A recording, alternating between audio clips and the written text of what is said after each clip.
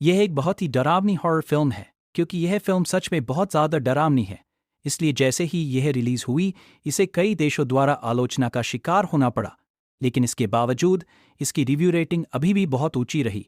यह तो horror box office की चैंपियन भी बन गई। जल्दी से इसे अपने दोस्तों के साथ देखें। कहानी शुरू होती है, एक लड़के की कागज की नाव गलती से सीवर में बह जाती है। जब वो उसे उठाने ही वाला था, तभी उसने अचानक देखा कि अंदर एक भयानक जोकर था। और उससे भी ज्यादा डरावनी बात यह थी कि वो जोकर उसका नाम भी जानता था। लड़के को तुरंत एक बुरा एहसास हुआ। वह नाव लेकर वहां से भागना चाहता था, लेकिन जैसे ही उसने हाथ आगे किया, उसका हाथ खून से लाल हो गया। लड़का भागने की कोशिश कर ही रहा था कि बिना एक पल गंवाए उसे एक अंतहीन खाई में खींच लिया गया। लड़के के गायब होने के बाद उसके भाई बिल की जिंदगी पूरी तरह बदल गई, लेकिन बिल ने नहीं। लेकिन इससे पहले कि वो अपने भाई को ढूंढ पाता, क्लास में उसके सहपाठियों के साथ लगातार अजीब घटनाएं होने लगी। जब माइक अपने पिता के बूचड़खाने में मदद कर रहा था, उसने देखा कि दर्जनों लोग आग में जले पड़े थे। वे सब माइक का नाम पुकार रहे थे।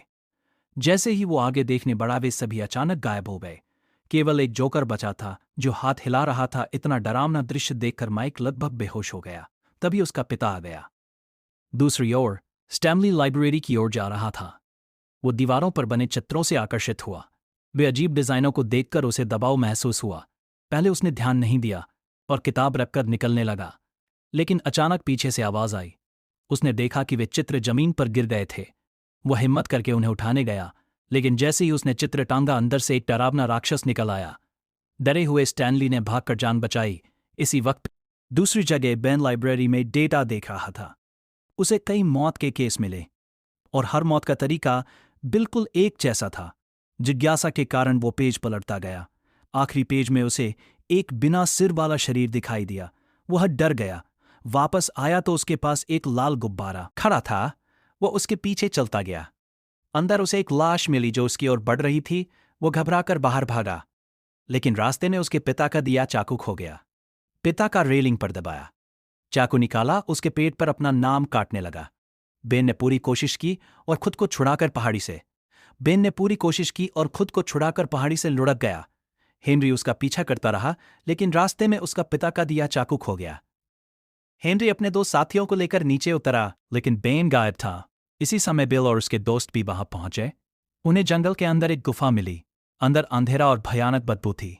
बिल अंदर जाना चाहता था, लेकिन उसके दोस्त डर रहे थे। तभी गुफा में उनको बेन के दोस्त के जूते मिले। लोगों ने सोचा कि शायद बेन वहीं बंद है। तभी अचानक बेन बाहर निकल आया।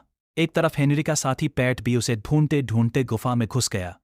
वो लाइटर जलाता हुआ अंदर जा रहा था। अंधेरा बढ़ता गया और उसकी पीठ पर ठंड लगने लगी। तभी अंदर से अजीब हंसी सुनाई दी और अगले ही पल डर से चीख उठा। वो भागने लगा, लेकिन निकास चैन से बंद थी। उसने लकड़ी उठाकर खुद को बचाने की कोशिश की, लेकिन जैसे ही लाल गुब्बारा दिखा, सब खत्म हो गया। उधर बिल और जेरी वापस लौट रहे थे। रास्ते में उन्हें बेवरली मिली। फिर वे साथ घूमने लगे। एक दिन जेरी ने बेन से शेयर डायरी की कहानी सुनी। एडी घर लौट रहा था, तभी उसने एक टूटी फूटी हवेली देखी। और वो भाग गया। दूसरी ओर एक और लड़का पानी के टब के पास था। जैसे जैसे वो पास गया, आवाजें तेज होती गईं। उसने ढक्कन उठाया तो अंदर से खून से भरे बाल बाहर आए। उसके पिता आए, लेकिन कुछ नहीं मिला। रात में बिल को भी एक आकृति दिखी जो उसके भाई की तरह बात कर रही थी। अगले दिन सब मिले और अपनी बातें साझा की। उन्होंने पाया कि हर अतारे साझा की देसर में हत्याएं होती हैं।